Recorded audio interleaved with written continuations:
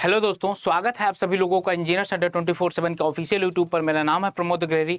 आज मैं आप लोगों के लिए एक बहुत ही इन्फॉर्मेटिव वीडियो लेकर आया हूं यहाँ पर, क्योंकि बहुत ऐसे बच्चे हैं जिनको प्रॉब्लम्स हो रही हैं। वो सारी प्रॉब्लम्स का समाधान होगा यहाँ पर। और एक चीज़ याद रखिएगा, ये सेशन आपके लिए बहुत ज़्यादा इंपॉर्टेंट है।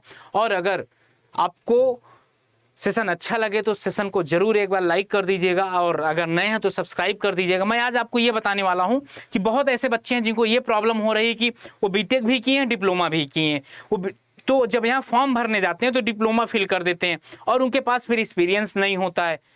ये सारी प्रॉब्लम्स यहाँ पर आ रही हैं। अब बच्चे पूछते हैं सर बीटेक वाला डालें कि डिप्लोमा वाला डालें।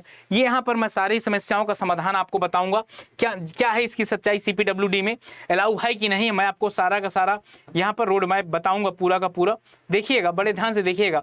देखिए, एक एक डिपार्टमेंट की भी बात करूँगा। जैसे बीआरओ की अगर मैं बात करता हूँ, बीआरओ की अगर बात करता हूँ, इनमें तो degree 3 year diploma in civil engineering, लेकिन याद रखिएगा डिप्लोमा के लिए एक्सपीरियंस भी चाहिए। तो क्यों ना भाई बीटेक ही डाला जाए। आप खुद सोचिए, क्यों ना यहाँ पर हम बीटेक वाला, जैसे हमने डिप्लोमा भी किया है और हमने बीटेक भी किया, तो जो फॉर्म भरिएगा वो बीटेक से भरिएगा, डिप्लोमा से मत भरिएगा। क्योंकि अगर डिप्लोमा से फॉर्म भरेंगे तो आप सभी के लिए एलिजिबल नहीं होंगे। पता है, आप सब के लिए एलिजिबल नहीं हो पाएंगे।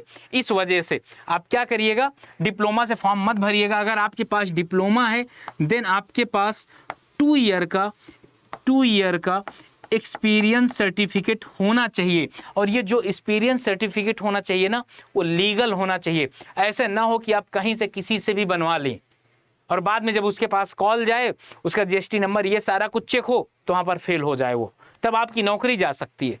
समझ गए ना, तब आपको नौकरी से निकाला भी जा सकता है। इसलिए बता रहा हूँ आप लोगों को। वैसे ही बीआरओ मैकेनिकल के लिए भी सेम है, बीआरओ मैकेनिकल के लिए भी सेम है। अगला में सीपीडब्ल्यूडी की अगर बात किया जाए, हाँ, एक सीपीडब्ल्यूडी ही ऐसा है जहाँ लिखा क्या है, डिप्लोमा लिखा हुआ ना, डिप्लोमा।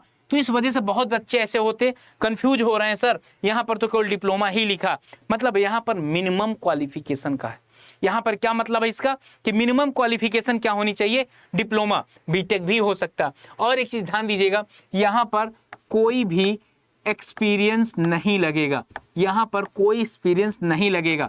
मतलब अगर आप डिप्लोमा किए हैं तो डिप्लोमा करने के बाद आपके पास एक्सपीरियंस नहीं है तो आप सीपीडब्ल्यूडी के लिए एलिजिबल हैं।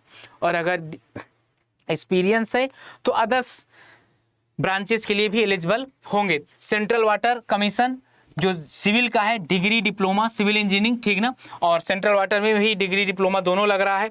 यहाँ पर भी कोई, देखिए आपका सीपीडब्ल्यूडी में तो किसी में एक्सपीरियंस नहीं मांगा है। और department of water resources river development Ganga, इसमें भी एक्सपीरियंस नहीं मांगा गया। फरक्का बैराज में भी नहीं है।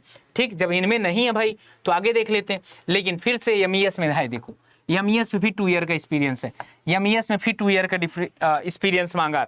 तो आपका क्या हो गया, एक एमईएस हो गया, एक आपका एमईएस में जिसमें मांग रहा है, एक आपका एमईएस में हो गया। बाकी फिर से इधर किसी में नहीं मांग रहा है एक्सपीरियंस। आपका एक्सपीरियंस जो है ना, इधर फिर से किसी का नहीं मांग रहा।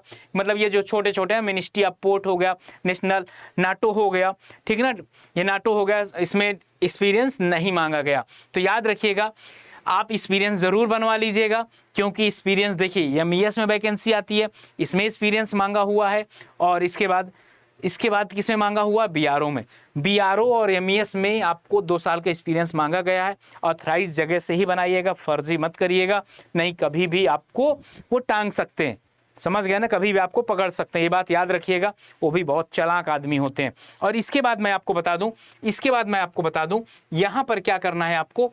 यहाँ पर सबसे बड़ी बात ये है कि अगर अभी आपने तैयारी करने के लिए नहीं सोचा है ना, तो सोच लीजिए। तो करना क्या है सर, तो करना है, एक काम आपको ये करना है कि अभी भी आप इनरोल करके देखिए। पहले से कुछ ना कुछ तो पढ़ाई किए होंगे।